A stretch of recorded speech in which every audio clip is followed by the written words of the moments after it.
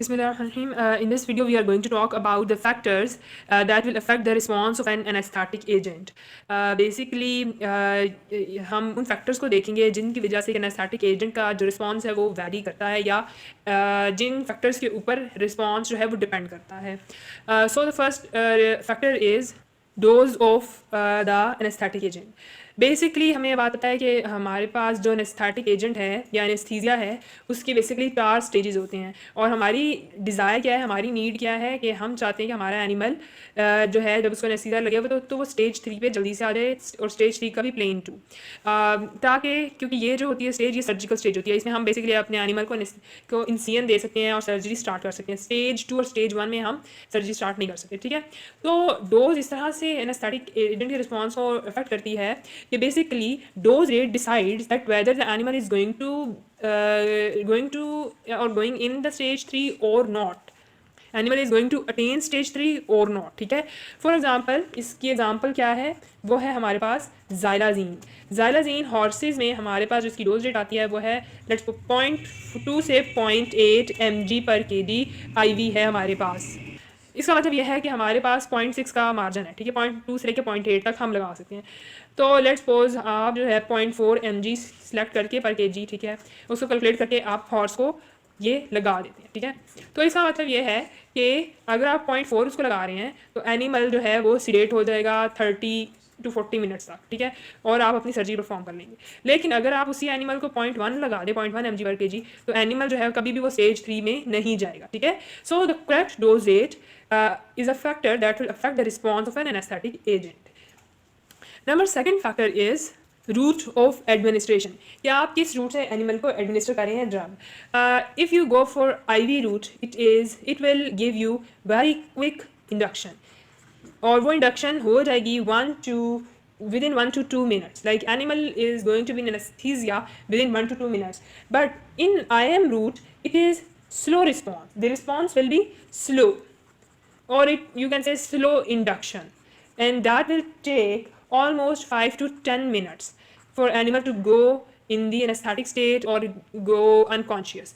And what does this mean कि इसका मतलब है कि आप IM इंजेक्शन के बाद 5 से 10 मिनट वेट करेंगे और इन 5 से 10 मिनट के अंदर आप सर्जरी स्टार्ट नहीं करेंगे. लेकिन IV रूट में आप 2 मिनट के बाद आपका एनिमल बेहोश हो चुका होता है, आप 2 मिनट के बाद अपनी सर्जरी स्टार्ट कर दें. ठीक है, so the route of administration also affects the response of an anaesthetic agent. Next we have is time. Time एक बहुत इंपॉर्टेंट फैक्टर है जिसको हम किसी भी तरह इग्नोर नहीं कर सकते. ठीक है, what your surgical procedure is like वो कितना टाइम लेगा. ठीक है, लॉन्ग टाइम है 30 मिनट्स के अंदर हो जाएगा या 30 मिनट से ज़्यादा लगेगा, कितना टाइम लेगा आपको ये बात लाजमी पता होनी चाहिए और इसी हिसाब से आप अपना एनेस्थेटिक एजेंट जो है वो सेलेक्ट कर रहे होंगे. स्पेशली ये बात आपने हमेशा याद रखनी है कि लार्ज एनिमल सर्जरी में, ठीक है, स्पेशली लार्ज एनिमल सर्जरी में जो एनेस्थीसिया है एक वो बहुत बड़ा कंस्ट्रेंट होता है. ठीक है, वो एक बहुत बड़ा मसला होता है. ठीक है, तो इसलिए you should be aware of the time that is going to take for the surgery, that is going to remand your animal in the sedation. कि कितना टाइम जो है आपको एनिमल को बेहोश रखना है, ये चीज़ आपको पता होनी चाहिए. Next we have is blood volume between site of administration and the brain. मतलब ये है कि इस चीज़ को आप ऐसे ही समझें जैसे हम रेबीज़ के इन्फेक्शन के बारे में बात करते हैं कि अगर बाइट जो है या रेबीज़ वायरस की एंट्री जो है वो ब्रेन के करीब है किसी जगह से तो इन्फेक्शन जो है यानी रेबीज़ वो जल्दी हो जाएगी. लेकिन अगर इन्फेक्शन साइट जो है या वायरस की एंट्री साइट जो है वो पाँव पर है तो वायरस को पाँव से ब्रेन में जाते जाते ज़्यादा टाइम लगता है. ठीक है, तो इन्फेक्शन जो है जो रेबीज़ है वो लेट होती है. ठीक है, तो इसी तरह यहाँ पे यही है कि अगर आप एक ऐसे मसल में इंजेक्ट करें, ठीक है, इंजेक्शन लगाएं जो कि करीब है ब्रेन से तो आपके पास रिजल्ट ज़्यादा क्विक आएगा. और अगर आप ऐसे मसल पे इंजेक्ट कर रहे हैं जो अवे फ्रॉम ब्रेन है तो उस पर इफेक्ट लेट आएगा. इसकी एग्जाम्पल क्या है, इस एग्जाम्पल में if you see this Atlas and इसमें आप ये डायग्राम देखें, you have this cow over here और इसमें we have this muscle named as trapezius muscle. ये बेसिकली ये ट्रायंगुलर मसल होता है. ठीक है, ये पूरा का पूरा एक ट्रेपीजियस मसल है और नॉर्मली हम जो लार्ज एनिमल को इंजेक्शन लगाते हैं वो लगाते ही गर्दन में इस जगह पे हैं. ठीक है, वो बेसिकली हम ट्रेपीजियस मसल में लगा रहे होते हैं. अब अगर आप इधर इंजेक्ट करेंगे तो यहाँ पे ब्लड फ्लो भी अच्छा है, मसल करीब है ब्रेन से. ठीक है, तो आपके पास जो CNS डिप्रेशन है, अनकॉन्शियसनेस है, वो जल्दी आएगी. लेकिन एज कम्पेयर टू दैट अगर आप हाइंड क्वार्टर के किसी मसल पे इंजेक्ट करते हैं एनेस्थीसिया, ठीक है। तो वहाँ से ब्लड सर्कुलेशन होते होते ब्रेन तक आते आते थोड़े ज़्यादा मिनट लगेंगे, ठीक है। So in short we can say कि blood volume between site of administration and brain matters. Trapezius muscle में लगेगा तो we have quick response. Next we have is redistribution of drug. Basically redistribution होती क्या, इसको हमने डिटेल में pharmacology के लेक्चर्स में पढ़ा था। यहाँ पे रिवीजन के लिए बस इतनी बात है कि रीडिस्ट्रीब्यूशन ऑफ अ ड्रग होती है कि जब हम एक एनिमल की बॉडी के अंदर ड्रग इंजेक्ट करते हैं तो वो मोस्टली यह है कि मेन पोर्टल सिस्टम से लिवर में जाएगी और वहाँ से वो फिर फर्दर आगे जो है डिफरेंट टिश्यूज़ में और डिफरेंट बॉडी ऑर्गन्स में रीडिस्ट्रीब्यूट होती है, ठीक है। तो वो ये है कि अब यहाँ पे यही होगा कि जितनी जल्दी रीडिस्ट्रीब्यूशन होगी ड्रग की फ्रॉम लिवर टू ब्रेन उतना जल्दी इफेक्ट आएगा, और वो जितनी स्लो रीडिस्ट्रीब्यूशन होगी तो उतना स्लो रिस्पॉन्स आएगा। So here we have a directly proportional effect कि एक जो एजेंट है आपके पास वो कितना जल्दी लिवर में मेटाबोलाइज होकर उसके मेटाबोलाइट्स जो बनेंगे वो कितना जल्दी ब्रेन में जाएंगे, ठीक है। जितना जल्दी वो जाएंगे उतना जल्दी इफेक्ट आएगा, जितना स्लो जाएंगे उतना स्लो इफेक्ट आएगा। अच्छा, अब ये जो 5 फैक्टर्स हमने पढ़े ये बेसिकली क्या हैं, these are the factors that affect the response of an anaesthetic agent. इसके बाद next we are going to talk about factors that affect the efficacy of agents, anesthetic agent. Basically जो efficacy होती है उसका मतलब ये होता है कि एक ड्रग की इफेक्टिवनेस, ठीक है। तो दे let's talk about those factor that affect the efficacy और you can say effectiveness of a anaesthetic agent. Number first one is aggressiveness और excitement of an animal. Basically जो ऐसे एनिमल्स होंगे जो कि डोसाइल होंगे, ठीक है। डोसाइल हमें उस एनिमल को कहते हैं जो शरीफ मासूम, ठीक है, और होता है, ठीक है। तो डोसाइल एनिमल्स के लिए हम एक्साइटेंट का लफ्ज़ यूज़ करते हैं, और जो नॉन डोसाइल एनिमल्स होते हैं, ठीक है, जो गुस्से वाले होते हैं, ठीक है, उनके लिए हम एग्रेसिवनेस का लफ्ज़ यूज़ करेंगे। तो जब एक एनिमल एग्रेसिव होगा या फिर एक्साइटेड होगा तो उस वक्त क्या होता है, ऐसी कंडीशन में उस एनिमल का जो ब्लड सर्कुलेशन है वो इंक्रीज़ होती है, ब्लड सर्कुलेशन इंक्रीज़ हो रही है, हार्ट पंपिंग फास्ट हो रही है। इसका मतलब है कि उस एनिमल के अंदर मेटाबॉलिज्म भी फास्ट हो चुका होगा, ठीक है, और उस मेटाबॉलिज्म के साथ साथ एक्सक्रीशन ऑफ ड्रग भी फास्ट होगी, ठीक है। तो इसलिए ऐसे एनिमल्स में क्या होता है कि आप जब नॉर्मल डोज लगाते हैं तो आपके पास इफेक्ट नहीं आता है, ठीक है। लेकिन अगर आप डोज रेट बढ़ा दें तो फिर आपके पास इफेक्ट आएगा। तो यानी कि पहला पॉइंट क्या है कि एनिमल की फिजिकल स्टेट क्या जा रही है वो ड्रग एफिकेसी को अफेक्ट करेगी। यानी एक नॉर्मल डोज रेट पे जो इफेक्टिवनेस की वो जब एनिमल अग्रेसिव या एक्साइटेड होगा तो वो इफेक्टिवनेस उस नॉर्मल डोज पे नहीं आएगी, आपको डोज रेट बढ़ानी पड़ेगी।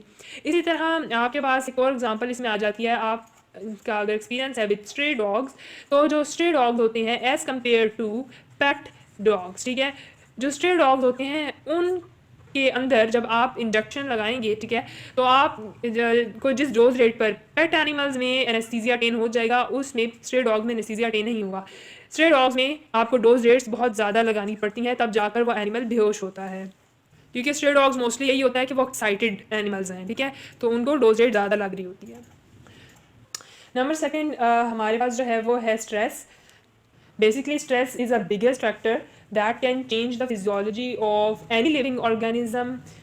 स्ट्रेस में आपके एनिमल की बॉडी के अंदर कॉर्टिसोल सिक्रीट होने लग जाता है, ठीक है। अब इसके अपने इफेक्ट्स हैं on the blood pressure, on the effectiveness of an anaesthetic agent. तो जो स्ट्रेस है वो आपके एनिमल पे बहुत बड़ा इफेक्ट लेके आता है।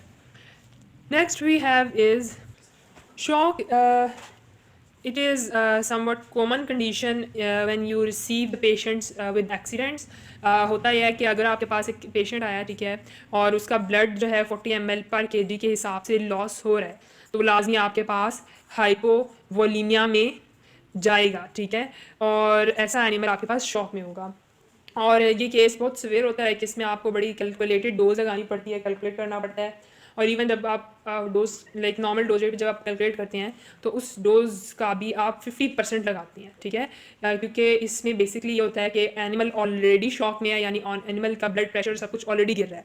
और ये बात भी साथ आपको पता होनी चाहिए कि आपके पास जितने भी एनेस्थेटिक एजेंट्स हैं वो हाइपोटेंशन कॉज करती हैं, ठीक है। तो all anaesthetic agents are hypotensive, ठीक है, वो ब्लड प्रेशर को डिक्रीज़ करेंगे, ठीक है। तो एक तो आप जो एजेंट दे रहे हैं वो भी ब्लड प्रेशर डिक्रीज़ करेगा और ऊपर से वैसे ही एनिमल शॉक में है, ठीक है। तो आप फिर इन केसेस में पूरी डोज रेट नहीं लगा रहे होते, जो कैलकुलेट हो रही है उसका 50% लगा रहे होते हैं।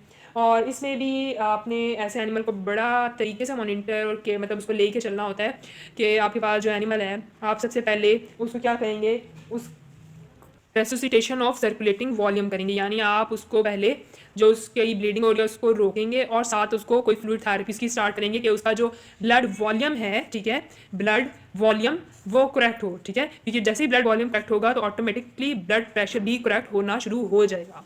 तो सबसे पहला काम आपने क्या किया, उस एनिमल की रेसिस्टेशन की। दूसरा आपने ये भी यहाँ पे चीज़ देखनी होती है कि जब आपके पास जो एनिमल है शॉक है, ब्लड लॉस हुआ है, तो प्रोटीन लॉस भी हुई है, ठीक है। तो ऐसा एनिमल आपके पास क्या होगा, उसमें हाइपो प्रोटीनीमिया होगा, या वैसे भी आपके पास कोई एनिमल आ जाता है जिसके अंदर प्रोटीन कंसंट्रेशन कम है, तो ये कंडीशन भी आपकी लाइक अफेक्ट करेगी इफेक्टिवनेस ऑफ द एजेंट को इस तरह से कि अब हमारे पास जो एनेस्थेटिक एजेंट्स हैं, जब हम इंडिविजुअली उनको पढ़ेंगे तो हम एक चीज़ हर एजेंट की लाजमी देखेंगे कि वो कितने परसेंट प्रोटीन बाइंडिंग है।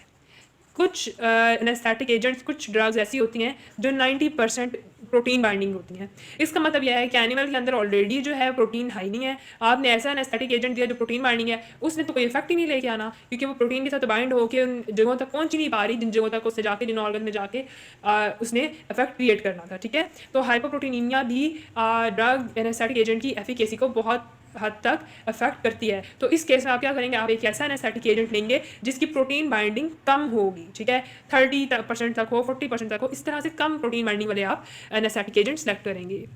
तो बेसिकली आपका थोड़ा सा गोल यही होता है कि जब भी आपके पास एनिमल लाइफ सर्जरी के लिए और आप लाइक बेशक एमरजेंसी सर्जरी है जो भी है, तो आप जिस हद तक भी अपने एनिमल को नॉर्मलाइज कर सकें, अगर कोई ऐसी वो क्रिटिकल कंडीशन में है जैसे ये शॉक की कंडीशन होगी, ठीक है, तो आप पहले उसको थोड़ा सा स्टेबल करें और स्टेबल करने के बाद आप एनेस्थीसिया लगा के उसके ऊपर सर्जरी करना स्टार्ट करें, ठीक है, क्योंकि एनेस्थीसिया का इटसेल्फ बहुत सारे एडवर्स इफेक्ट्स होते हैं, नेगेटिव इफेक्ट्स होते हैं। तो ऑलरेडी अगर एनिमल स्टेबल कंडीशन में नहीं है और ऊपर से आप उसको फॉरेन सर्जरी में भी ले जाएंगे, तो आप ये उस एनिमल को बचाना और डील करना थोड़ा सा मुश्किल हो जाएगा, ठीक है, क्योंकि एनेस्थेटिक एजेंट के अपने भी इश्यूज़ होते हैं।